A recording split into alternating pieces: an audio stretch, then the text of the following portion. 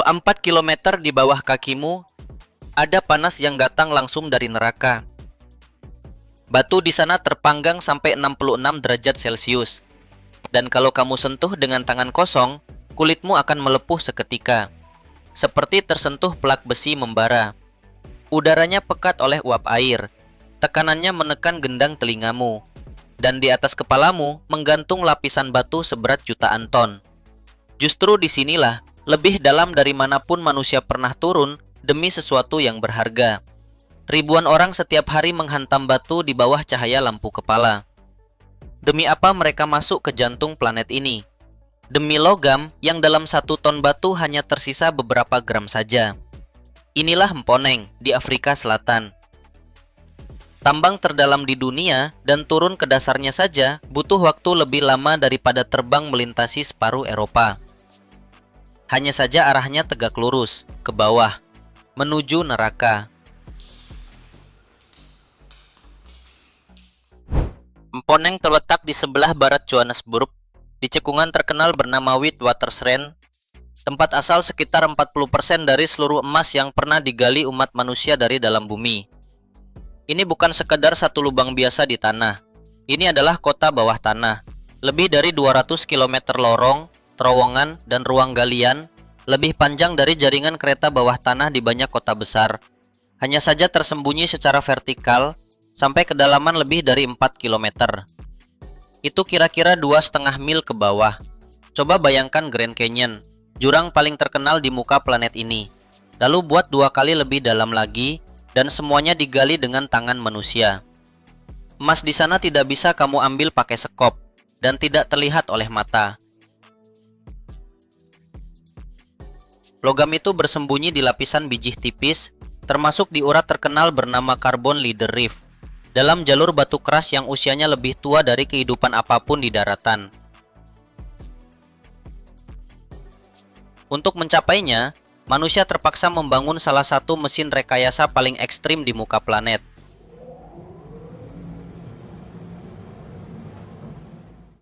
Perjalanan dimulai dari penurunan, dan ini bukan lift biasa. Sangkar bajanya adalah kotak logam yang dijejali beberapa puluh penambang sekaligus, bahu menempel bahu, lengkap dengan perlengkapan. Saat meluncur turun, sangkar itu jatuh ke dalam kegelapan pekat dengan kecepatan lebih dari 10 meter per detik.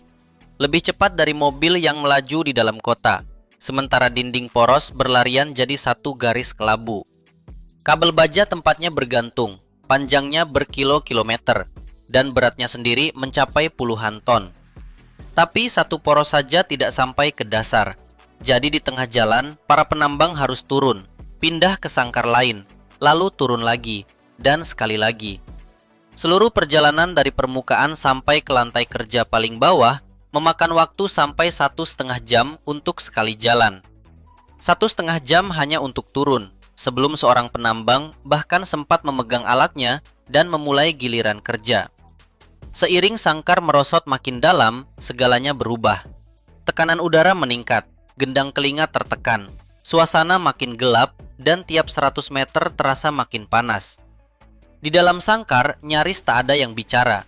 Hanya terdengar derak rel pemandu dan napas berat orang-orang di sekeliling. Kelembapan udaranya melewati 95%. Baju menempel ke badan dalam hitungan menit, dan keringat tak lagi mengering. Ini bukan lagi tambang dalam pengertian biasa. Ini adalah penurunan menuju tungku alami planet kita. Tempat batunya sendiri menghembuskan panas. Tanpa pendinginan, bekerja di kedalaman seperti ini akan membunuh manusia hanya dalam hitungan jam. Tubuh seolah matang dari dalam. Batunya terpanggang sampai 66 derajat, dan udara lembab yang diam membuat tubuh tidak bisa mendingin. Keringat tak menguap. Karena itu, Mponeng menjalankan perang kedua yang tersembunyi di bawah tanah, perang melawan panas. Dan tanpa itu, tambang ini cuma jadi jebakan maut. Di permukaan berdiri pabrik-pabrik es raksasa. Setiap hari, lebih dari 6.000 ton bubur es dialirkan lewat pipa ke kedalaman tambang, ke waduk-waduk bawah tanah, lalu kipas-kipas sebesar mobil menyebarkan hawa dingin ke seluruh lorong. Sistem ini menurunkan suhu udara dari 60 derajat sampai ke bawah 30 derajat, dari tingkat mematikan ke tingkat yang masih memungkinkan manusia bekerja.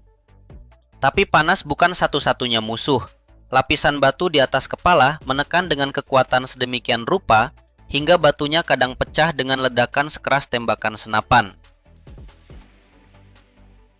Gejala ini disebut ledakan batuan, kehancuran massa batu yang mendadak dan dahsyat, yang dalam sedetik mampu menimbun seluruh lorong beserta orang-orang di dalamnya.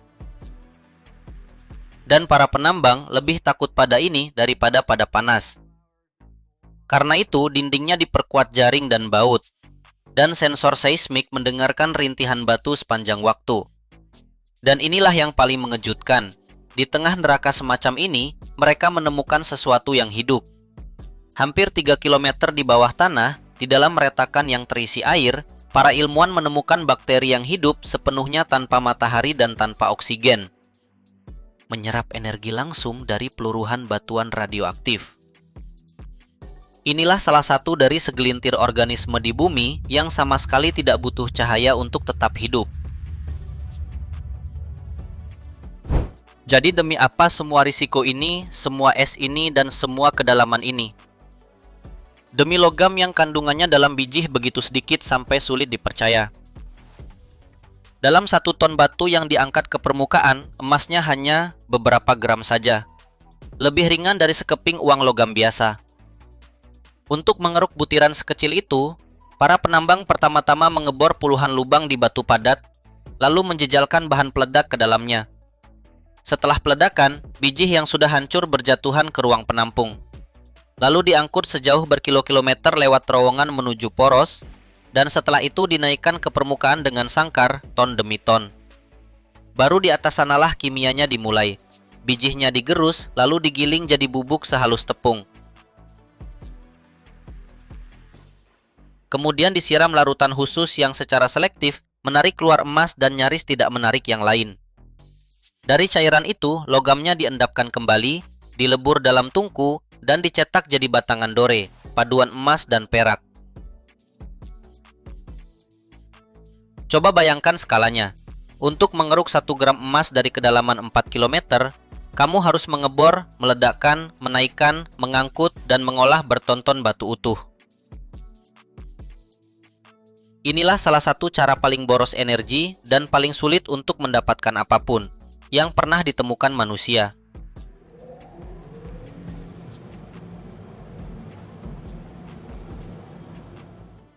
Jadi kenapa orang tetap nekat turun sedalam ini padahal tahu harganya? Karena emas yang gampang, yang dekat permukaan, sudah lama habis dikeruk sampai bersih. Selama lebih dari 100 tahun, pertambangan di cekungan Witwatersrand terus turun makin dalam, mengejar urat-urat tipis kuarsa dan emas ke perut planet, sampai akhirnya terbentur batas, tempat panas dan tekanan membuat penggalian lebih lanjut nyaris mustahil. Setiap meter berikutnya ke bawah berarti suhu makin tinggi, risiko ledakan batuan makin besar, biaya pendinginan makin mahal, dan harga tenaga manusia makin tinggi. Emponeng benar-benar titik di mana teknologi manusia membenturkan dahinya ke dinding yang dipasang oleh bumi sendiri. Para insinyur bertahun-tahun berdebat, apakah masih ada gunanya turun lebih dalam atau batasnya sudah terlampaui. Dan emas ini tidak hanya dibayar dengan uang dan rekayasa. Ia dibayar dengan jam-jam penurunan ke dalam kegelapan yang membara, dengan es yang dilelehkan bertonton, dan dengan risiko batu yang bisa pecah di saat yang paling tidak tepat. Lain kali, kalau kamu lihat cincin emas di jari seseorang atau konektor mungil berlapis emas di dalam ponselmu, ingatlah sejenak. Sebagian logam itu mungkin sudah menempuh perjalanan dari 4 km di bawah tanah, dari tempat yang lebih panas dari gurun di musim kemarau, direnggut dari planet ini gram demi gram. Kalau episode ini bikin kamu penasaran, tekan suka dan tulis di kolom komentar, menurutmu sampai sedalam apa manusia pantas turun demi mengejar emas? Subscribe ke Proses Gila biar kamu tidak ketinggalan pembahasan berikutnya. Terima kasih sudah menemani sampai akhir.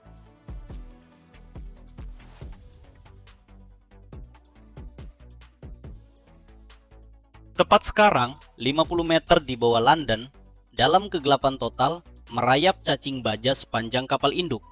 Di dalamnya ada pabrik mini dengan konveyor, kantin, toilet, dan 40 insinyur. Mesin ini nggak cuma ngebor terowongan buat dia lewat aja, dia juga langsung pasang dinding beton di belakangnya. Bahkan bisa benerin giginya sendiri sambil jalan. Ini namanya tunnel boring machine. Kepalanya punya roda pemotong setinggi gedung 6 lantai. Panjang totalnya 400 meter. Beratnya 10.000 ton, kayak menara Eiffel yang ditidurkan. Harganya lebih mahal dari jet tempur generasi kelima. Dan kalau dia nyangkut di batuan, nggak bakal bisa diangkat lagi.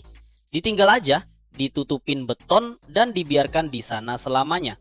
Cuma di bawah London aja udah ada 8 mesin kayak gini yang dikubur. Dan ada satu trik yang bikin TBM bisa ngerogoti batu keras dengan kecepatan 10 meter per hari tanpa berhenti sedetik pun. Trik ini bakal gue tunjukin tepat di tengah video. Tapi sekarang, yuk masuk ke dalam si cacing baja ini.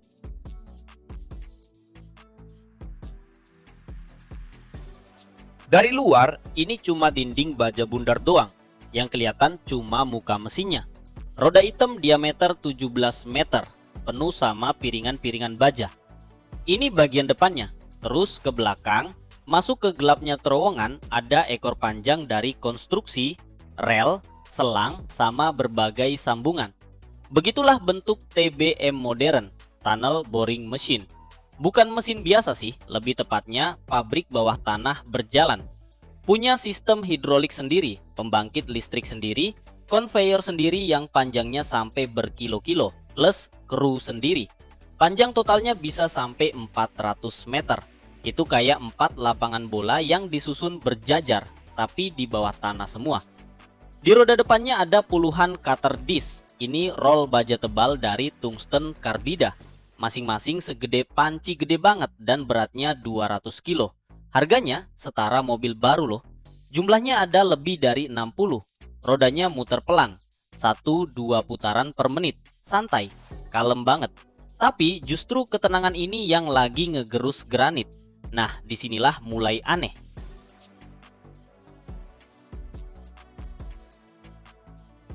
Disc cutter nggak motong batuan, mereka ngehancurin. Roda ini neken seluruh berat mesin ke permukaan batuan dan ngedorong dis-dis ke bebatuan. Setiap dis nerima beban 25 ton. Itu berat bus kota loh, yang dipaksa masuk ke cincin besi 5 cm doang. Di bawah tekanan segitu, granit udah nggak jadi batu lagi, jadi rapuh banget. Kayak kerupuk kering, retak-retak, pecah, rontok jadi butiran seukuran kacang polong. Roda ini ngehabisin lapisan 2 cm sekali putar. Dalam satu shift, 40-60 cm batu jadi remah-remah semua. Di dalam mesin kedengeran kayak geraman rendah nonstop. Dinding-dindingnya getar. Udara baunya besi panas campur debu batu. Di kabin operator, layar-layarnya nunjukin tekanan di setiap disk. Ada 60 disk nih. Kalau satu disk rusak dan nggak ngasih tekanan, yang di sebelahnya bakal kelebihan beban. Setengah jam kemudian, TBM-nya langsung copot gigi-giginya. Satu disk hilang, mesinnya berhenti sehari penuh. Tiap jam berhenti, harganya 80.000 euro.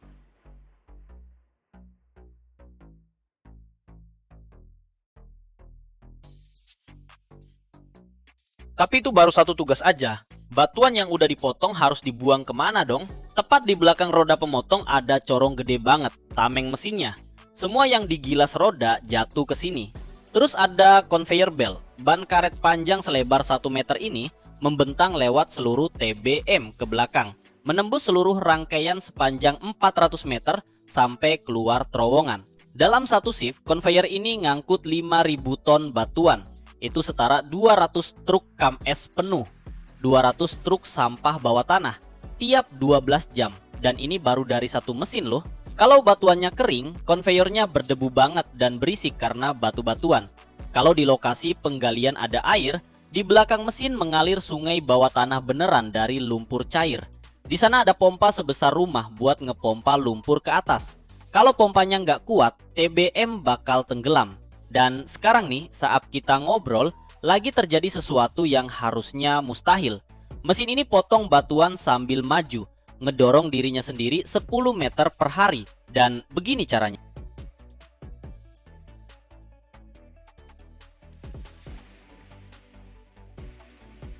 TBM nggak punya roda, nggak ada trek, nggak ada apapun yang biasanya bikin mesin bisa gerak. Mesin ini maju cuma dengan cara ngedorong dari terowongannya sendiri. Kedengerannya aneh banget, tapi lihat nih. Di sekeliling badan mesinnya ada dongkrak hidrolik, ada sekitar 20 biji. Masing-masing tebel banget, kayak tiang gitu. Kalau digabung semua, mereka bisa neken dengan kekuatan 100.000 ton. Itu beratnya 17 menara Eiffel loh, yang arahnya ke satu titik doang. Dengan dongkrak-dongkrak ini, mesinnya ngepres ke dinding terowongan di belakang, ke cincin-cincin beton yang udah dipasang. Terus ngedorong dirinya sendiri ke depan, 5 cm, habis itu 10, terus 20. Nah, di sini nih, trik utama yang dijanjiin di awal. Selagi kepala depannya lagi ngebor batu, di saat yang sama di bagian belakang mesin ada manipulator mekanik gede banget, erektor. Robot lengan yang beratnya 100 ton. Dia nggak nunggu sampai pemotongannya berhenti. Dia langsung ambil cincin beton berikutnya, terus pasang di tempatnya secara paralel. Mesinnya nggak pernah berhenti. Pemotongannya jalan terus tanpa henti.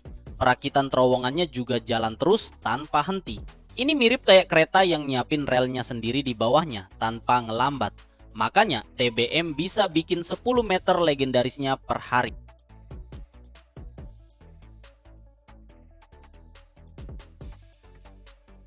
Ring beton yang dipakai buat ngerakit terowongan itu nggak dicor langsung di tempat. Semua dibuat duluan di pabrik gede banget di permukaan. Setiap ring terdiri dari 6-7 segmen yang masif banget. Satu segmen aja beratnya 6 ton. Bayangin, dinding beton yang berdiri vertikal tebalnya 40 cm, tingginya setinggi orang. Lewat rel kereta khusus yang sempit di dalam teban, segmen-segmen ini dibawa ke depan, ke erektor. Manipulator mesin itu nyamber satu segmen pakai pengisap vakum, terus langsung dipasang. Tingkat presisinya cuma 1 mm loh. Kalau salah lebih dari itu, segmen sebelahnya bakal nggak nyambung. Kalau salahnya parah, ringnya bisa pecah kena tekanan tanah di atasnya. Dan di atasnya itu ada tekanan jutaan ton batuan. Setiap ring yang udah dipasang langsung kejepit antara dua ring tetangganya, yang lama sama yang bakal datang. Betonnya nggak bekerja dengan cara ditekuk, tapi cuma dengan cara ditekan. Dan dalam kondisi kayak gitu, beton ini sanggup nahan gunung-gunung di atas kepalanya. 40 ring kayak gini sama dengan 40 meter terowongan jadi. Segmen-segmen berikutnya langsung meluncur lewat situ, maju ke erektor lagi.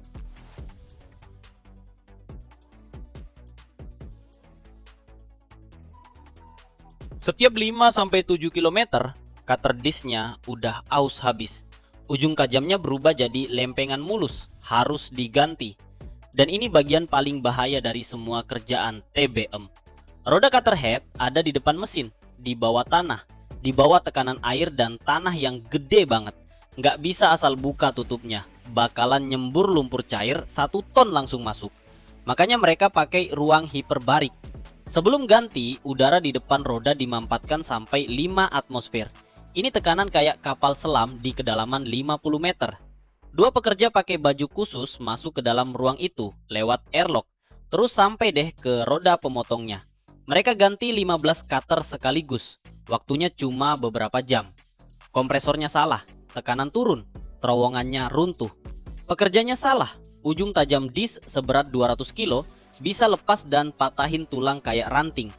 Abis shift, balik lewat airlock lagi. 1 jam dekompresi. Kalau enggak, darah mereka bisa mendidih dari dalam. Ini kerjaannya penyelam, tapi di bawah tanah.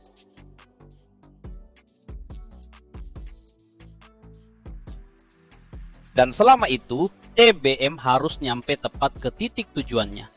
Nggak gampang loh, mesinnya jalan di dalam tanah buta total. Nggak bisa lihat cahaya matahari sama sekali. GPS, lupa aja, di bawah 200 meter tanah mah nggak bakalan tembus. Gantinya, pakai target laser. Di setiap segmen terowongan yang udah dipasang, ada reflektor. Theodolite laser terus-terusan ngelempar sinar ke titik-titik itu dan ngitung posisi mesin akurat sampai 5 mm. Di layar panel, operator bisa lihat jalur aktual versus jalur yang direncanakan. Kepala mesin miring dikit aja, setelah 1 km, TBM bisa meleset 10 meter dari target. Bencana banget kan? Di bawah Selat La Manche, TBM Inggris sama Prancis jalan saling hadapan sejauh 50 km dalam gelap total di bawah dasar laut. Pas ketemu selisihnya cuma 15 cm, 50 km cuy. Itu kayak lu nembak senapan dari Moskow terus kena koin di Sankt Petersburg.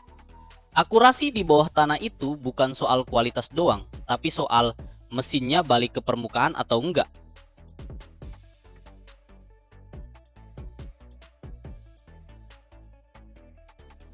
Begitu terowongan kelar, TBM keluar di titik finish.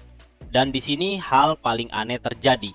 Kebanyakan mesin nggak dibawa balik, mereka dikubur. Di ujung rute, mereka udah siapin ruang samping, semacam jalan buntu pendek. TBM masuk ke sana. Tim kerja lepas roda depan, elektronik paling berharga, sama sebagian sistem hidrolik. Ini yang bakal diangkat ke permukaan. Sisanya, badan sepanjang 300 meter, konveyor, erektor, motor, semuanya tetap di situ selamanya. Tim kerja nguburin mesin itu pakai beton, lalu pergi. Alasannya, ekonomi yang kejam. Buat muterin balik dan narik keluar mesin gede gitu, mereka harus bangun ulang seluruh rutenya, tapi arah sebaliknya. Itu lebih mahal daripada bikin TBM baru. Di bawah London udah dikubur 8 mesin ginian. Di bawah Bosporus 2. Di Alpen bawah Gotthard 4. Di Eropa sekarang ada puluhan TBM terkubur di dalam tanah. Masing-masing makam baja sepanjang kapal induk. Dan gak ada yang bakal lihat mereka lagi.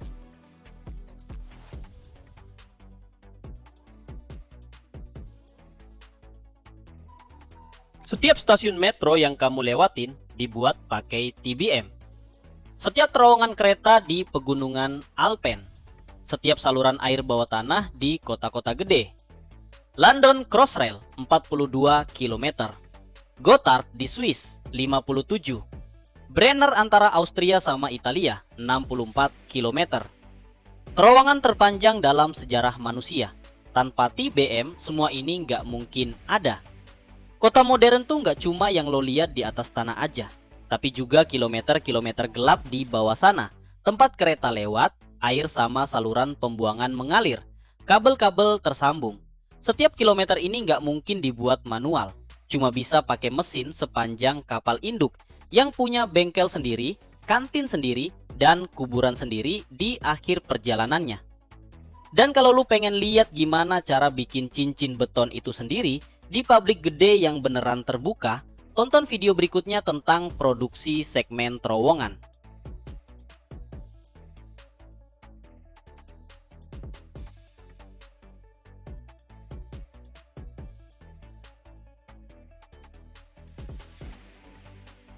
Satu butir pelet ini saja, yang ukurannya hanya sedikit lebih besar daripada sebutir kacang tanah, menyembunyikan di dalam dirinya energi sebanyak 800 kg batu bara atau hampir 570 liter minyak bumi. Ia muat di antara dua jari dan pada saat yang sama ia adalah salah satu bahan paling berbahaya di planet ini. Agar ia bisa lahir, orang harus merenggut biji dari perut bumi di tambang uranium terkaya di dunia, membekukan tanah sampai sekeras batu, memacu gas di dalam mesin pemusing sampai kecepatan yang tak sanggup ditangkap mata, dan menjinakkan reaksi yang dahulu pernah meratakan satu kota utuh dengan tanah.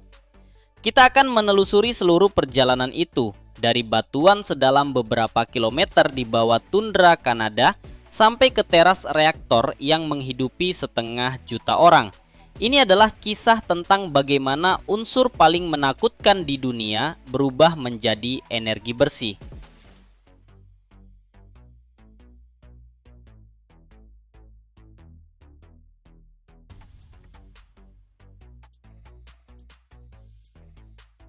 Uranium pertama kali dikenali sebagai unsur kimia pada tahun 1789 ketika ahli kimia Jerman Martin Heinrich Klaproth berhasil memisahkannya di masa ketika belum seorang pun membayangkan energi yang terkunci di dalamnya.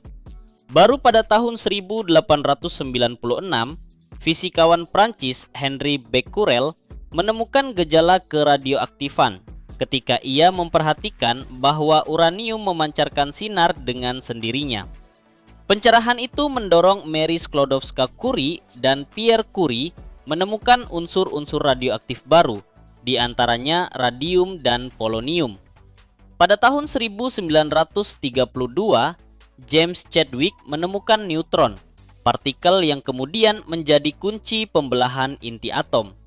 Hanya 6 tahun berselang, pada tahun 1938, ahli kimia Jerman Otto Hahn dan Fritz Strassmann menunjukkan bahwa uranium-235, isotop langka yang ada di dalam uranium alam, bisa dipecah oleh hantaman neutron dan melepaskan energi dalam jumlah luar biasa besar.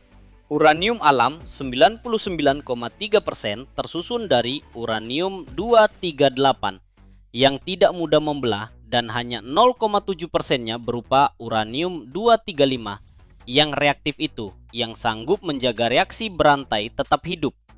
Menaikkan porsi itu secara buatan itulah yang disebut pengayaan.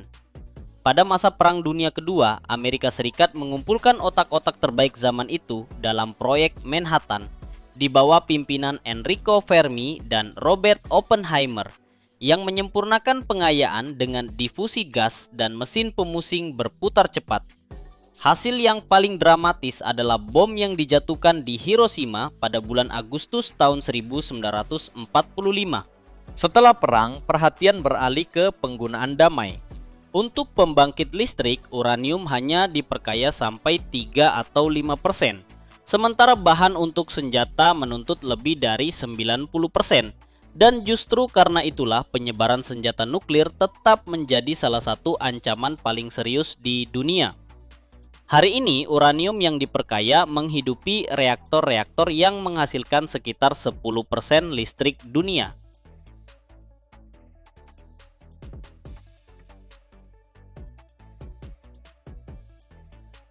Semuanya bermula di bawah tanah. Australia, Kazakhstan, dan Kanada bersama-sama memberi lebih dari 60% produksi uranium dunia.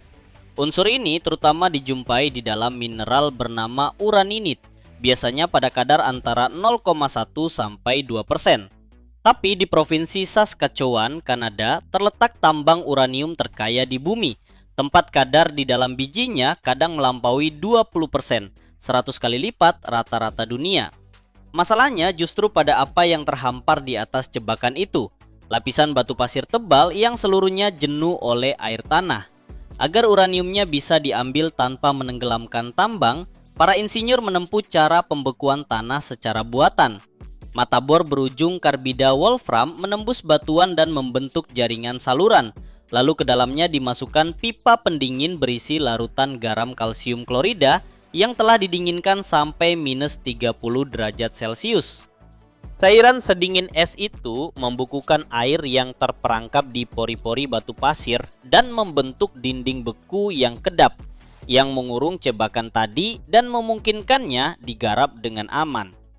Memasang satu pipa saja bisa memakan waktu sampai 8 hari, sementara seluruh sistemnya menuntut 200 pipa semacam itu. Penambangan dimulai dari lubang bor perintis yang sempit yang menuntun peralatan lebih besar menuju cebakan. Setelah itu, bor pelebar memperbesar lubangnya dan menghancurkan biji, menjatuhkan batuan remuk ke ruang-ruang di bawahnya.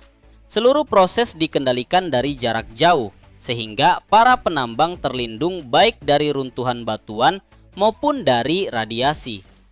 Tambangnya terus-menerus dialiri udara segar yang diperbarui sepenuhnya setiap 20 menit. Di permukaan, biji melewati pemindai radiometri yang memastikan kadar uraniumnya, biasanya antara 15-18%, dan angka itu dianggap mutu yang luar biasa tinggi.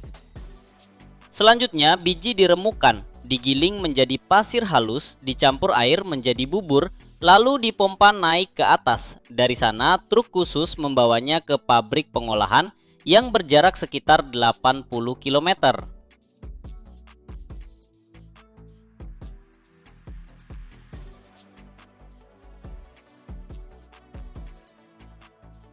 Di pabrik, bubur itu diolah dengan asam yang melarutkan uranium secara terpilih dan meninggalkan mineral lainnya mengendap di dasar tangki.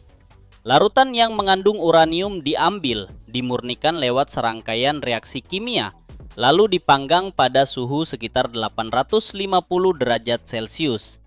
Setelah itu, uranium diubah menjadi gas uranium heksafluorida dan dialirkan ke mesin pemusing berputar cepat. Di dalamnya, selisih massa yang teramat kecil antara isotop membuat uranium-235 yang sedikit lebih ringan berkumpul lebih dekat ke pusat rotor, dan disitulah ia bisa dipisahkan. Hasilnya adalah serbuk gelap yang padat yang dikemas ke dalam drum baja kedap berisi 200 liter dengan tanda peringatan bahaya radiasi yang jelas. Drum-drum itu berangkat ke pabrik bahan bakar nuklir. Di sana uranium menjalani perubahan kimia yang baru, berpindah-pindah di antara berbagai bentuk oksida, sampai akhirnya menjadi serbuk uranium dioksida dengan sifat yang persis dibutuhkan untuk pengepresan. Dengan tekanan beberapa ton, serbuk itu dimampatkan menjadi pelet-pelet silinder kecil sebesar sebutir kacang tanah. Satu pelet semacam itu menyimpan energi sebanyak 800 kg batu bara atau hampir 570 liter minyak bumi. Pelet dimasukkan ke tungku industri dan disinter selama 24 jam pada suhu yang teramat tinggi. Proses ini menghapus pori-pori di dalamnya dan menaikkan kerapatan sekaligus kekuatan bahannya. Setelah keluar dari tungku, lengan-lengan robot menyusun 30 pelet ke dalam tabung zirkonium, logam yang luar biasa tahan terhadap panas dan karat, dan yang paling penting, yang meloloskan neutron dengan bebas selama reaksi pembelahan. Ujung tabungnya ditutup dengan pengelasan otomatis dan jadilah batang bahan bakar yang siap pakai. 37 batang semacam itu digabungkan menjadi satu perangkat bahan bakar yang ditimbang dengan ketelitian seorang apoteker untuk memastikan kandungan uraniumnya benar-benar tepat.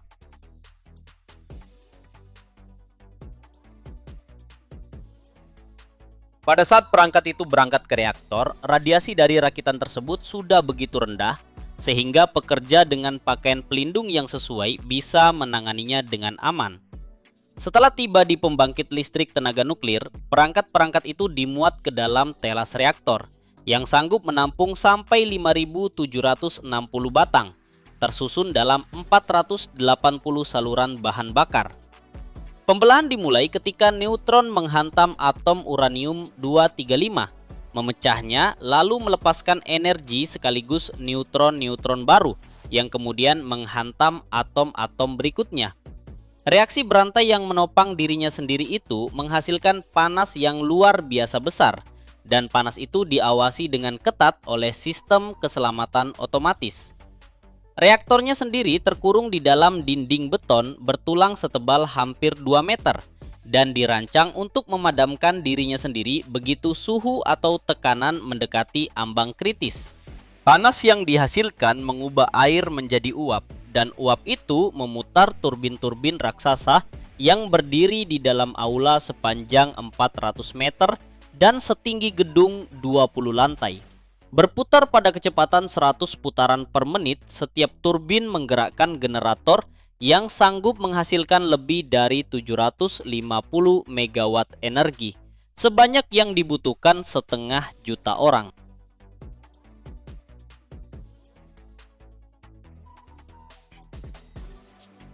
Tapi energi ini ada harganya, dan harganya benar-benar berat. Kira-kira setelah setahun bekerja, perangkat bahan bakar itu habis terpakai. Namun pada saat itu juga ia begitu membara dan begitu kuat radioaktifnya, sehingga ia harus direndam di dalam kolam pendingin sedalam 8 meter, paling sedikit selama 10 tahun, sebelum ia bahkan bisa ditangani dengan aman sebagai limbah. Di dasar kolam-kolam semacam itu, di tempat-tempat penyimpanan di seluruh dunia, sudah tergeletak lebih dari 700.000 batang bahan bakar bekas. Dan inilah sisi kedua dari pelet mungil tadi, kerapatan energi yang sama yang membuatnya sanggup menggantikan 800 kg batu bara, jugalah yang membuat sisa-sisanya tetap berbahaya untuk generasi-generasi ke depan. Lain kali, ketika kamu mendengar bahwa di suatu tempat lampu menyala berkat atom, bayangkanlah sebutir kacang uranium yang telah menempuh jalan panjang dari batuan beku, melewati asam, mesin pemusing, dan tungku, sampai ke inti baja yang dijaga oleh dinding beton. Inilah salah satu bahan paling menakutkan yang dikenal manusia. Dijinakkan sedemikian rupa sehingga alih-alih menghancurkan, ia justru menghidupi rumah-rumah kita. Di bawah Polandia Barat Daya, tepatnya di wilayah Lower Silesia, tersimpan salah satu deposit tembaga terbesar di planet ini. 1,5 miliar ton biji, 21 juta ton tembaga murni. Cadangannya bakal bertahan beberapa dekade lagi. Di sini, pada kedalaman sampai 1.400 meter, itu sama dengan 140 lantai ke bawah, beroperasi perusahaan KGHM Polska Miedź. Setiap tahun mereka mengangkat hampir 400.000 ton tembaga ke permukaan. Satu-satunya tambang Eropa yang masuk 10 besar produsen tembaga terbesar dunia. Tapi itu belum semuanya. Di sini mereka juga menambang perak dalam jumlah gede banget, sampai-sampai KGHM jadi produsen nomor 1 di dunia untuk logam ini. Emas, nikel, timbal, rhenium, selenium, platinum. Semua dari satu biji. Hari ini kita bakal turun ke dunia bawah tanah ini, mengikuti perjalanan lengkap tembaga.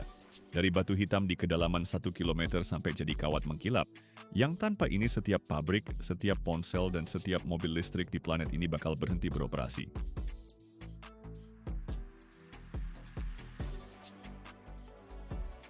Sejarah tembaga Polandia dimulai tahun 1957.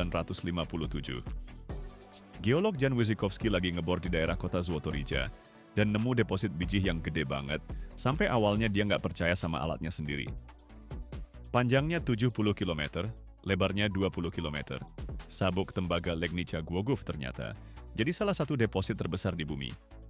Tahun 1961 aja udah bikin tambang pertama. Sekarang ada 3, Rudna, Lubin, sama Polkowice Sieroszowice. Rudna yang paling gede. Area bawah tanahnya terbentang seluas 93 km persegi. Itu kira-kira seluas pusat kota Warsawa. Bijihnya ada di 3 jenis batuan, batu pasir, serpih, sama dolomit. Lapisan mineralisasi tembaga, chalkosit, bornit, kalkopirit, masuk ke dalam kayak halaman buku raksasa yang miring ke horizon. Ketebalan rata-rata deposit bijihnya dari 1 sampai beberapa meter. Kandungan tembaganya 1,5%.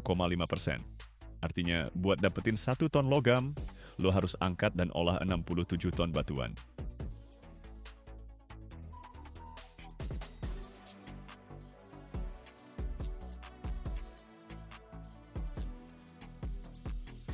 Sebelum mulai nambang di level baru, mereka harus bikin shaft dulu. Terowongan vertikal diameter 8 meter. Nah, di sini ada satu masalah yang bikin ribet banget. Lapisan air bawah tanah.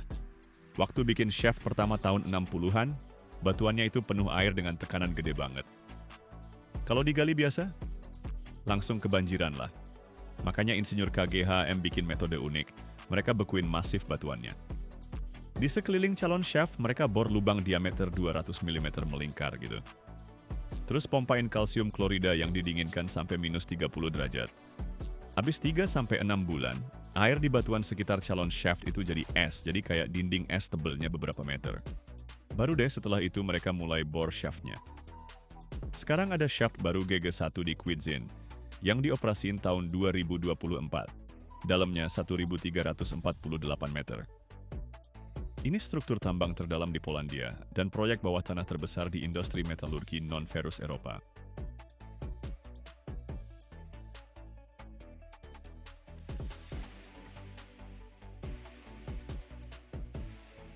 Di kedalaman 1.200 meter, suhu batuan mencapai 40 derajat Celcius.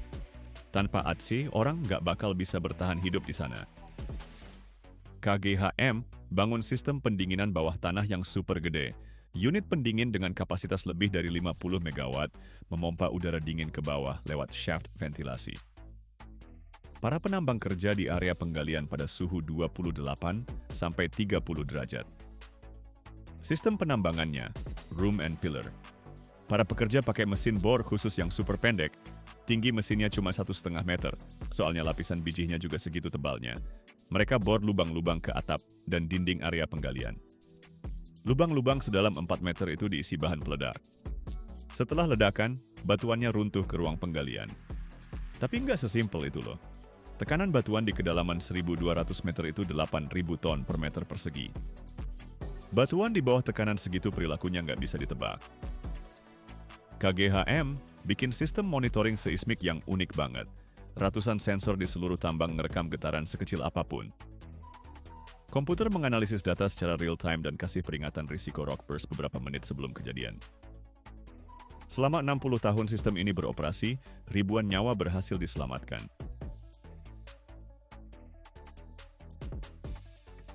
Biji yang udah diledakin dimuat pakai mesin muat angkut. Sekop diesel gede banget yang bisa dikontrol dari jarak jauh. Kapasitas sekopnya 10 meter kubik, itu sekitar 25 ton biji dalam sekali keruk. Mesinnya bawa biji ke titik transfer, di situ biji dituang ke dalam orepas. Lubang vertikal berdiameter 1,5 meter, tempat biji jatuh ke bawah karena gravitasi menuju level yang ada konveyornya. Sistem konveyor di tambang Rudnatu panjangnya 500 km. Biji bergerak menuju shaft dengan kecepatan 4 meter per detik. Di dasar shaft pengangkat, biji dikumpulin di bunker yang muat 1.000 ton. Terus dari situ dimuat secara bertahap ke wadah pengangkat. Skip dengan kapasitas 30 ton meluncur ke atas dengan kecepatan 16 meter per detik. Itu hampir 60 km per jam loh. Naik ke kedalaman 1 km butuh waktu 70 detik. Dalam sehari, setiap shaft pengangkat ngeluarin 25 sampai 30 ribu ton biji ke permukaan.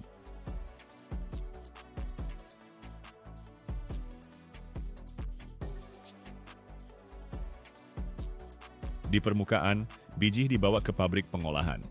Disinilah keajaiban pertama dimulai. Kandungan tembaga dalam biji cuma 1,5%. Ini terlalu dikit buat peleburan. Harus dinaikin sampai 23%. Biji dipecah di mesin penghancur kerucut sampai jadi potongan ukuran 12 mm. Terus masuk ke penggilingan bola. Drum horizontal diameter 5 meter. Diisi penuh bola-bola baja. Drumnya muter, bola-bola berguling dan menggiling biji sampai jadi kayak bubuk. Partikel lebih kecil dari 0,1 mm. Bubur halus ini dimasukin ke mesin flotasi. Bak persegi panjang volume sampai 100 meter kubik masing-masing. Di situ ditambahin reagen khusus, xanthogenate sama pembuat busa. Udara bertekanan disemprotkan lewat bubur dari bawah, bikin jutaan gelembung. Reagen bikin permukaan mineral tembaga jadi hidrofobik, nolak air. Gelembung udara nempel ke partikel tembaga dan narik mereka ke permukaan jadi busa. Batuan kosong tenggelam ke dasar. Busanya dikerok. Ini konsentrat tembaga dengan kandungan 23% tembaga. Dalam satu siklus flotasi, 88-90% tembaga dari biji berhasil diambil.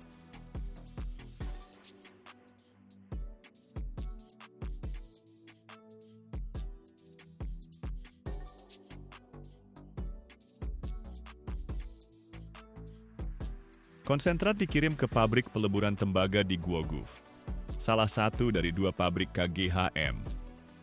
Di sini mereka pakai teknologi single pass flash smelting. Konsentratnya dikeringkan sampai kelembapannya cuma 0,3%, terus dimasukin lewat burner ke shaft furnace peleburan. Bersamaan itu oksigen juga ditiup ke dalamnya. Bukan udara biasa loh, tapi oksigen industri murni dengan kandungan 95%. Partikel konsentrat yang melayang langsung terbakar dalam aliran oksigen secara instan. Dalam hitungan sepersekian detik aja. Suhu di reaction shaft-nya mencapai 1400 derajat Celcius. Sulfida tembaganya teroksidasi, ngeluarin panas yang luar biasa banyak. Reaksinya hampir self-sustaining, jadi bahan bakar tambahannya dikit banget. Di dasar settling chamber, 2 lelehan terpisah. Mat, lelehan sulfida tembaga dengan kandungan tembaga 65%. Sama slag. Lelehan silikat yang masih ada batuan pengotornya. Slagnya dituang dan diolah terpisah. Dari situ juga masih bisa diambil tembaganya lewat flotasi tambahan. Matenya lanjut ke konverter.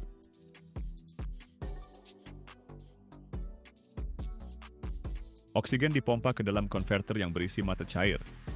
Terjadilah oksidasi kedua. Belerang terbakar habis. Besi teroksidasi dan masuk ke dalam terak. Yang tersisa adalah tembaga blister. Kandungannya 98,5%.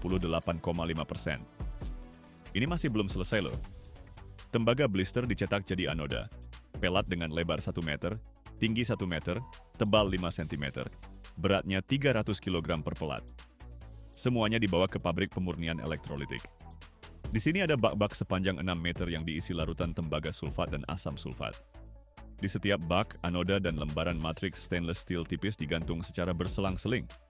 Arus listrik searah dialirkan melalui larutan. 600 ampere per meter persegi. Tembaga dari anoda larut pindah melewati elektrolit dan mengendap di matriks. Dalam 12-14 hari, katoda terbentuk di matriks. Pelat tembaga murni seberat 60 kg dengan kandungan logam 99,99%. Ini grade A, kategori tertinggi tembaga bursa di London Metal Exchange. Sisanya emas, perak, platinum, palladium, selenium, dan mengendap di dasar bak sebagai lumpur anoda.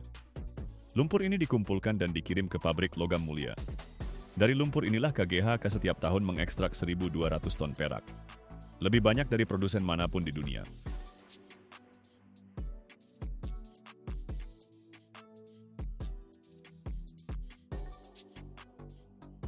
Sebagian katoda dilebur ulang dan digulung di pabrik Cedinia jadi katanka tembaga, kawat dengan diameter 8 mm.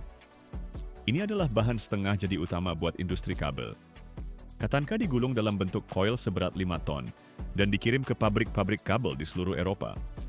Totalnya, setiap tahun dari perut bumi Polandia, melalui semua tahapan ini dihasilkan hampir 400.000 ton tembaga. 24 juta ton biji yang diangkat, 34.000 pekerja. Dan semua ini demi logam yang tanpanya peradaban modern nggak mungkin ada.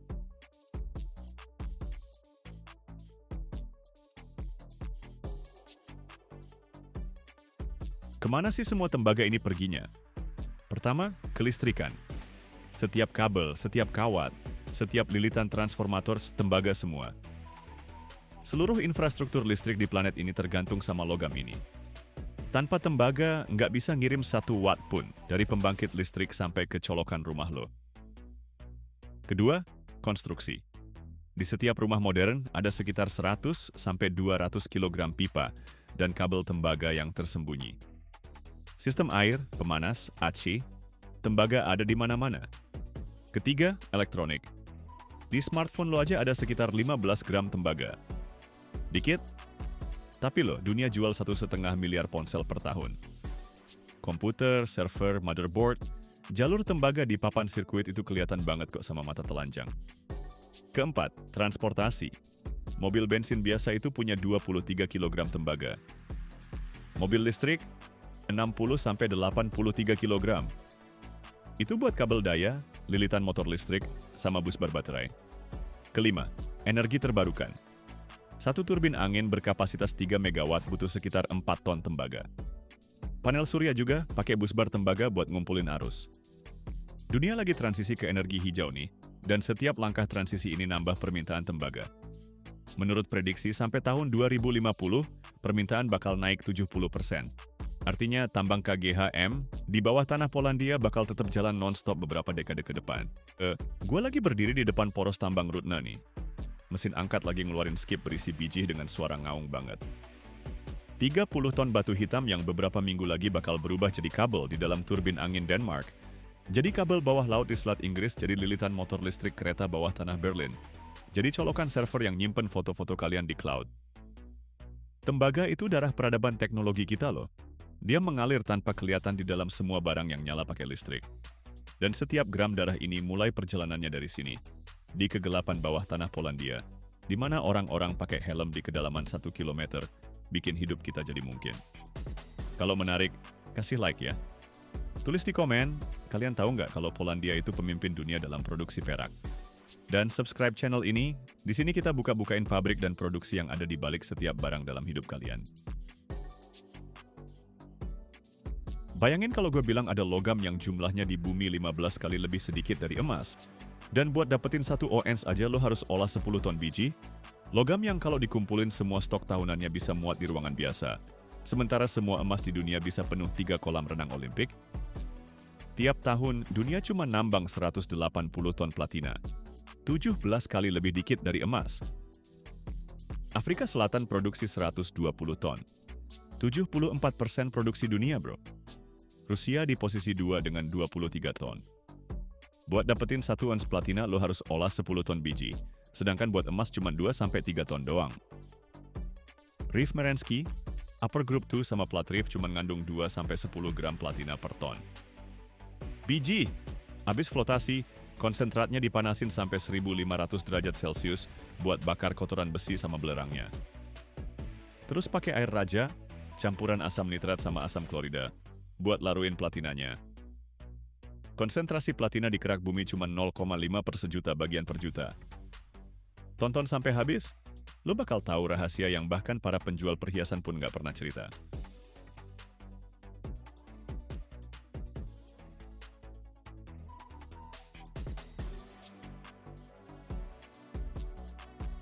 Bayangin tambang bawah tanah yang dalamnya sampai beberapa kilometer gitu.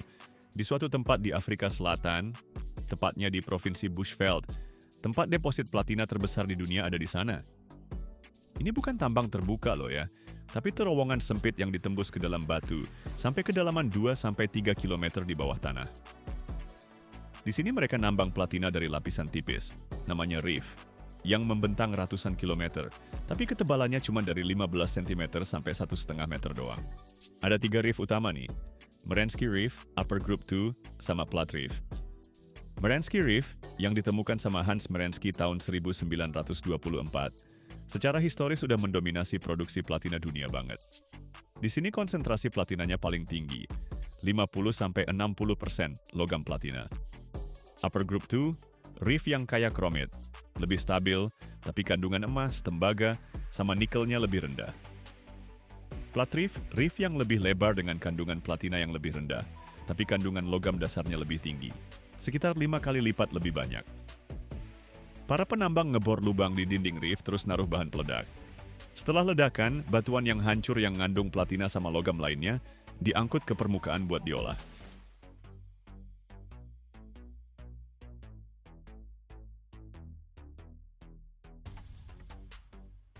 Bijinya dihancurkan, terus difloatasi. Ini tuh proses pemisahan mineral berdasarkan kemampuannya nempel ke gelembung udara di air. Bijinya digiling di mesin penggiling sampai partikelnya sekitar 60% bisa lolos 75 mikrometer. Habis itu, biji yang udah digiling dicampur sama air dan ditambahin reagen pengumpul, kayak xanthate sama dithiofosfate, yang bikin mineral sulfida yang mengandung platinum jadi hidrofobik, alias anti-air. Udara dipompa lewat campurannya, bikin jutaan gelembung kecil banget. Partikel hidrofobik yang ada platinumnya nempel ke gelembung-gelembung itu, dan naik ke permukaan, bikin busa yang diambil. Sementara partikel hidrofilik dari batuan pengotornya tetap di dasar. Platinum di biji Merensky ini nempel banget sama mineral sulfida dari logam dasar, tembaga, nikel, sama kobalt. Logam platinum ada dalam bentuk mineral diskrit dari kelompok platinum yang nyangkut atau nempel ke sulfida, atau larut padat di dalam sulfidanya. Mineral sulfida logam dasar di Merensky, pyrrhotite, pentlandite, chalcopyrite, sama sedikit pyrite. Setelah flotasi, konsentratnya masih ngandung kurang dari 1% platinum.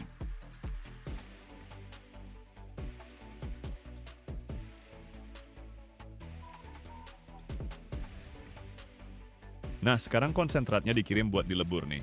Pertama dikeringin dulu, terus dipanasin di tungku listrik sampai suhunya lebih dari 1500 derajat Celcius.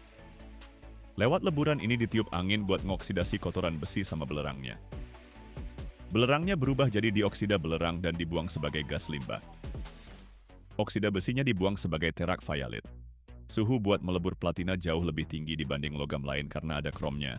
Jadi nggak cocok gitu dan butuh desain tungku khusus. Daya tungku lebur platina bisa nyampe 19,5 megavolt ampere sama 68 megavolt ampere. Konsumsi energinya sekitar 800 sampai 850 kWh per ton konsentrat. Suhu lebur platina yang tinggi banget bikin kotoran kayak besi terbakar habis. Hasilnya lumpur bubuk logam-logam platina seperti rhodium, iridium, ruthenium, dan osmium, plus platina itu sendiri. Terak dari konverter masih ngandung logam platina yang cukup banyak loh. Jadi diproses ulang balik ke tungku lebur, buat ambil logam yang masih kejepit tadi.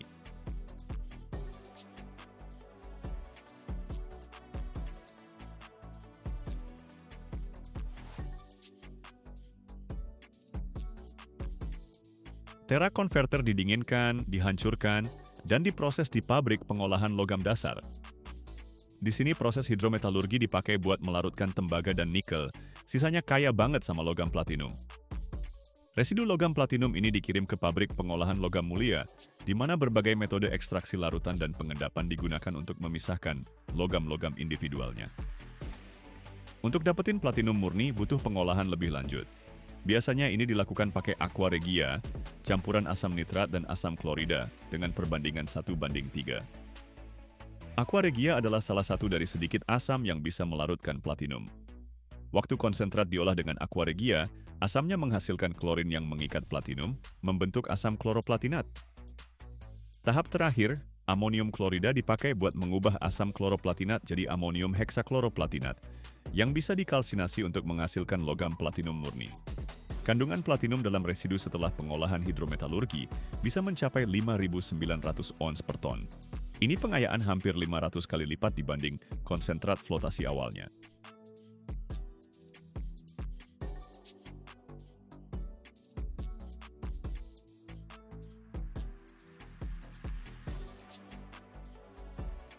Sekarang kita bahas sedikit sejarahnya nih. Jadi di tahun 1735, ada dua orang namanya Antonio de Ulloa dan Jorge Juanes Santacilia yang ngeliat orang-orang asli Amerika lagi nambang platina waktu orang-orang Spanyol lagi jalan-jalan di Kolombia sama Peru selama 8 tahun. Ulloa sama Juan nemuin tambang yang ada bongkahan logam keputihan gitu. Terus mereka bawa pulang deh ke Spanyol. Antonio de Ulloa balik ke Spanyol dan bikin laboratorium mineralogi pertama di Spanyol. Dan dia orang pertama yang benar-benar belajar platina secara sistematis. Itu tahun 1748. Nah, di tahun 1783, ada kimiawan Prancis namanya François Chabanel yang jadi orang pertama yang berhasil dapetin sampel platina murni. Terus di tahun 1801, ilmuwan Inggris William Wollaston nemuin cara buat ngambil logamnya dari biji dengan efisien banget. Permintaan logam ini yang makin gede bikin orang-orang nemuin deposit besar di Pegunungan Ural tahun 1824 dan di Kanada tahun 1888. Ini semua akhirnya berujung ke penemuan deposit platina terbesar di bumi sama geolog Hans Merensky di tahun 1924. Platinum tuh dipakai banget buat catalytic converter mobil. Di tahun 2014, dari 218 ton platinum yang terjual, 98 ton, 45%, dipakai buat alat kontrol emisi kendaraan. 74,7 ton, 34%, buat perhiasan. 20 ton, 9,2%, buat produksi kimia sama kilang minyak. 5,85 ton, 2,7%, buat aplikasi listrik kayak hard disk. Sisanya 28,9 ton dipakai buat berbagai keperluan lain yang lebih kecil, kayak medis dan biomedis, peralatan produksi kaca, investasi, elektroda, obat anti kanker, sensor oksigen, busi, sama mesin turbin. Penggunaan platinum yang paling umum tuh sebagai katalis di reaksi kimia, sering dalam bentuk platinum hitam. Platinum udah dipakai sebagai katalis sejak awal abad ke-19, waktu bubuk platinum dipakai buat memicu pembakaran hidrogen. Di catalytic converter mobil, platinum nyelesain pembakaran konsentrasi rendah hidrokarbon yang nggak kebakar dari gas buang jadi karbon dioksida sama uap air.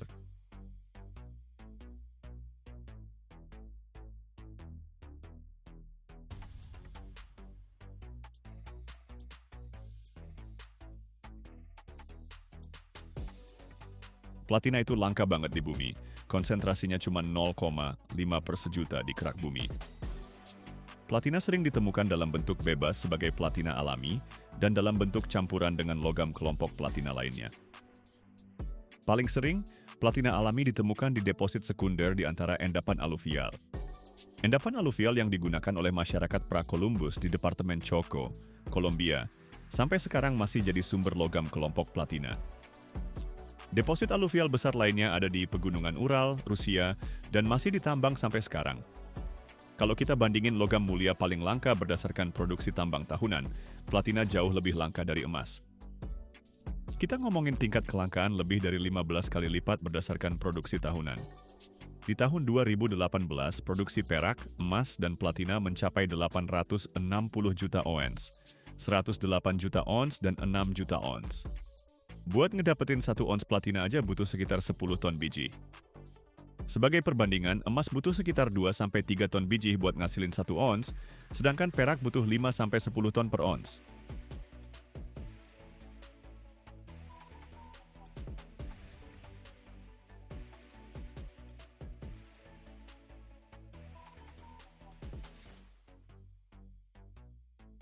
Permintaan platinum di dunia tahun 2023 diperkirakan 7,5 juta ons.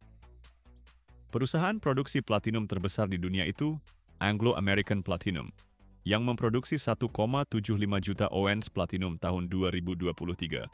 Perusahaan Rusia Norilsk Nickel memproduksi 593.000 ons platinum di tahun 2022. Tiap tahun ada tambahan 2 juta ons, 60 ton, platinum yang sebagian besar datang dari daur ulang katalis mobil dan perhiasan. Yang bikin platinum spesial banget itu susahnya buat nambang. Nambang platinum itu luar biasa ribet. Proses scale tuh peningkatan yang potensial banget buat teknologi pengolahan konsentrat platinum dari segi ekonomi karena biaya listriknya jauh lebih murah. Dibanding sama peleburan mate, konsumsi listriknya turun 82%, dan total emisi karbon dioksidanya berkurang 70%. Dan begitulah lewat perjalanan panjang dari lapisan tipis jauh di bawah tanah Afrika Selatan, lewat ledakan, penggilingan, flotasi dengan jutaan gelembung, lewat peleburan di suhu 1500 derajat Celcius, lewat pelarutan di aqua regia, lewat pengendapan amonium klorida dan kalsinasi, lahirlah platinum. Logam yang di bumi jumlahnya 15 kali lebih dikit dari emas. Yang buat dapetin 1 ons aja harus ngolah 10 ton biji. Yang cadangan tahunannya cuma 180 ton. Muat di satu ruangan doang, logam yang jadi katalis reaksi kimia, bersihin gas buang jutaan mobil dan mempercantik jari dengan perhiasan yang nggak bakal berkarat selamanya.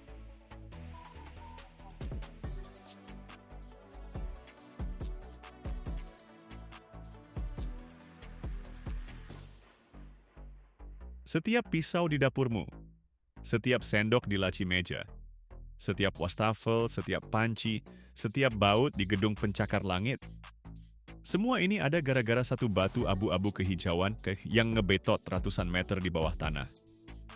Biji nikel. Tanpa ini, nggak bakal ada yang namanya baja tahan karat. Sama sekali. Nikel itu yang bikin besi biasa jadi logam yang nggak bakal berkarat puluhan tahun. Tambahin 8% nikel ke dalam baja, langsung tahan air laut, asam, suhu ekstrem. Tiap tahun manusia nambang 3 juta ton logam ini. Nilainya? 50 miliar dolar.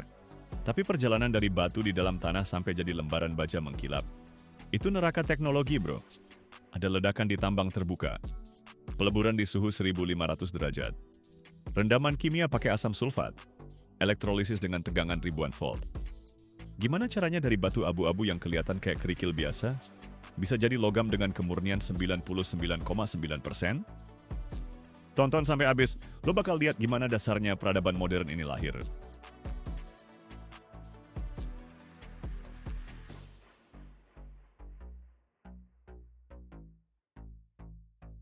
Planet Bumi nyimpen 300 juta ton nikel. Tapi letaknya super dalam, guys. Tambang nikel terbesar ada di Indonesia, Filipina, Rusia, Kanada, sama Australia. Cina dan Amerika Serikat, mereka bukan penambang, mereka cuma pengolah dan konsumen. Amerika pakai nikel buat industri aeroangkasa dan reaktor nuklir. Tapi semuanya dimulai dari tambang terbuka. Tambang terbuka di Indonesia tuh kayak luka besar di tengah hutan, luas banget kayak kota. Kedalaman tambangannya 300 meter, lebarnya 5 km. Ekskavator dengan bucket 20 meter kubik ngorek tanah non-stop 24/7. Biji di sini namanya laterite, batu warna merah coklat yang mirip tanah liat. Di dalamnya cuma ada 1-2% nikel doang.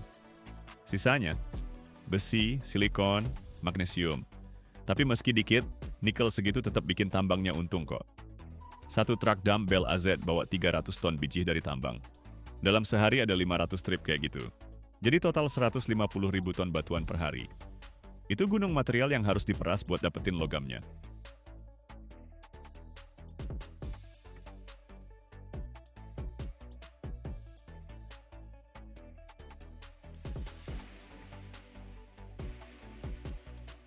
Bijinya dibawa ke tempat pengolahan awal. Di sini mereka nge-crush dan sortir bijinya. Mesin penghancur rahang raksasa ini bisa ngancurin bongkahan sebesar mobil, sampai jadi potongan 10 cm doang. Suaranya berisik banget, sampai-sampai pekerjanya harus pakai headphone noise cancelling. Terus penghancur berbentuk kerucut ini ngancurin batuan sampai jadi seukuran kerikil. Mesin penggiling yang pakai bola-bola baja yang udah dikerasin ini, ngubah kerikilnya jadi bubuk. Di dalam drum putar sepanjang 20 meter, bola-bola baja diameter 10 cm, ngepukul-pukul biji nikelnya. Setelah diputar selama 6 jam, batuannya jadi debu. Debu ini terus dicampur sama air. Jadinya kayak cairan kental gitu. Cairan ini dilewatin ke separator magnetik. Biji nikel itu sifat magnetnya lemah, tapi besi di dalamnya lebih kuat kemagnetannya. Sebagian batuan kosong yang nggak berguna ikut kesaring. Konsentrasi nikelnya naik dari 2% jadi 4%. Masih dikit sih, tapi udah lebih bagus. Cairannya dikentalin di bak pengendapan gede banget. Airnya dibuang, sisanya pasta basah. Pasta ini dikeringin di mesin pengering drum dengan suhu 200 derajat. Hasilnya, konsentrat kering yang udah siap buat dilebur. Dari 1000 ton biji, jadinya 300 ton konsentrat. Tahun 1751, ahli kimia Swedia Axel Kronstedt lagi ngulik mineral aneh dari tambang los. Batunya kemerahan, mirip banget sama biji tembaga. Kronstedt nyoba lebur buat dapetin tembaga, malah keluar logam putih yang nggak mirip apa-apa yang udah dikenal. Keras, berat, nggak karatan. Dia kasih nama nikel, dari nama roh gunung nikel dalam cerita rakyat Jerman, yang suka ngerjain penambang dengan ngasih batu nggak berguna sebagai pengganti tembaga. Tapi ternyata nikel nggak sesimpel itu. Di abad ke-19, orang mulai nyampur nikel ke baja. Orang Inggris nemu kalau 5% nikel bikin pelindung kapal perang 2 kali lebih kuat. Orang Jerman pakai baja nikel buat meriam artileri. Perang Dunia Pertama bikin nikel jadi sumber daya strategis. Siapa yang ngontrol nikel? Dia yang ngontrol produksi militer. Di tahun 30-an, ahli metalurgi Harry Brearley nemuin baja tahan karat. Formulanya simple, 18% kromium, 8% nikel, sisanya besi. Baja ini nggak bakal karatan selamanya. Revolusi total di dapur, rumah sakit, pabrik. Permintaan nikel meledak. Mulailah pencarian deposit baru di seluruh dunia.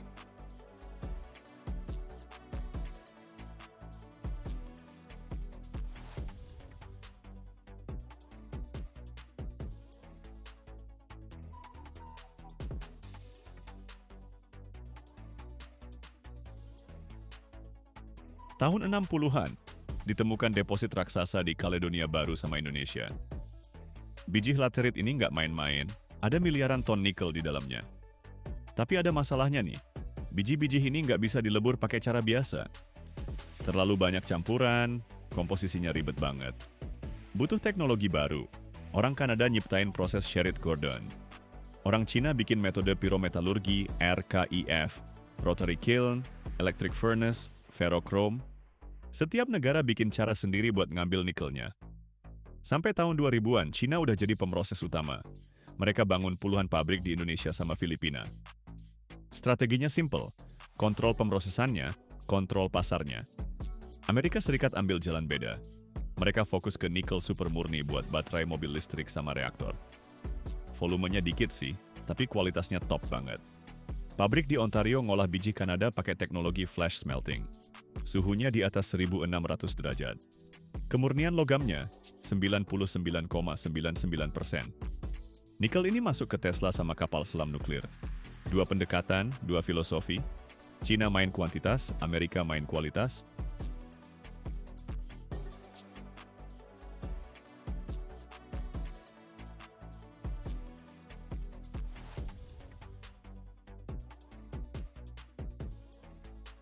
Ruang peleburan, tempat paling panas di pabrik. Di tengah ruangan berdiri tungku listrik setinggi gedung 5 lantai. Dayanya 100 megawatt. Itu kayak 10.000 rumah yang nyala bareng-bareng. Konsentrat biji nikel dimasukin dari atas bareng sama kokas dan flux. Kokasan itu karbon murni, sumber panasnya. Flux batu kapur sama kuarsa, mereka ngiket batuan kosongnya. Lewat elektroda grafit dialirin listrik sebesar 100.000 ampere. Tegangannya 200 volt. Suhu di tungku naik sampai 1500 derajat dalam sejam. Bijinya meleleh. Logam berat, nikel, besi, kobalt, mengendap di dasar. Truk yang ringan ngambang ke atas. Pemisahan ini penting banget. Setelah 8 jam peleburan, tungku siap dikeluarin. Dari bawah dibuka lubang keluarnya. Logam cair mengalir lewat saluran ke wadah. Cahayanya putih terang, suhunya 1400 derajat. Pekerja pakai kostum perak ngontrol prosesnya dari jarak jauh. Satu wadah nampung 50 ton logam. Ini mate, campuran nikel, besi, dan belerang. Kandungan nikelnya 20%. Itu masih kurang, perlu pemurnian lanjutan.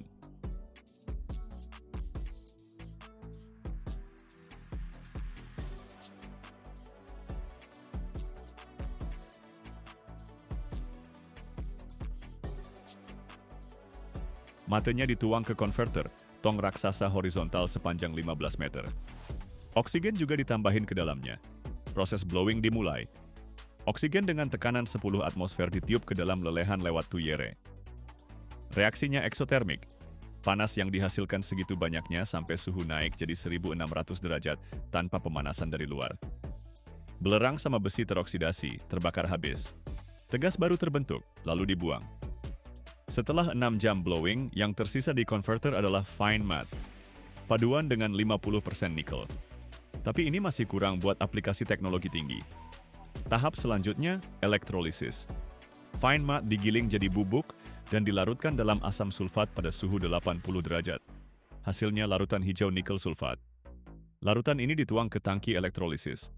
Tangki ini kolam ukuran 3 meter x 2, dalamnya 1 meter. Di dalamnya tergantung anoda titanium dan katoda nikel. Di antara mereka, larutannya. Arus listrik dialirkan dengan tegangan 2 volt, kuat arusnya 20.000 ampere per tangki. Nikel dari larutan mengendap di katoda. Dalam seminggu, setiap katoda nambah lapisan nikel murni setebal 3 cm. Katoda diangkat, nikelnya dikikis. Kemurniannya 99,95%.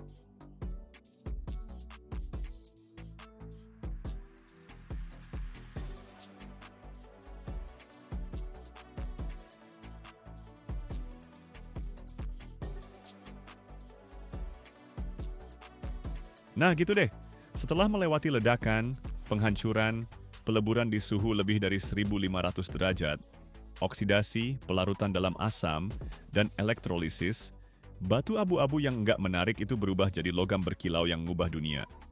Tanpa nikel, nggak bakal ada gedung pencakar langit. Kerangka baja mereka bakal berkarat dalam hitungan tahun. Nggak bakal ada kapal selam, badan kapalnya bakal digerogoti air laut. Nggak bakal ada reaktor nuklir, pipa-pipanya nggak akan tahan sama lingkungan yang ekstrem. Setiap komponen yang harus bertahan puluhan tahun dalam kondisi di mana baja biasa nyerah, pasti mengandung nikel. 3 juta ton per tahun, 200 negara konsumen, ribuan pabrik, jutaan lapangan kerja. Indonesia menggali biji, Cina melebur logamnya, Amerika bikin super alloy buat luar angkasa, Eropa mencetak stainless steel buat rumah sakit. Rantai tertutup yang bikin peradaban tetap bertahan. Nikel bukan sekadar logam, ini jaminan ketahanan dari semua yang kita bangun.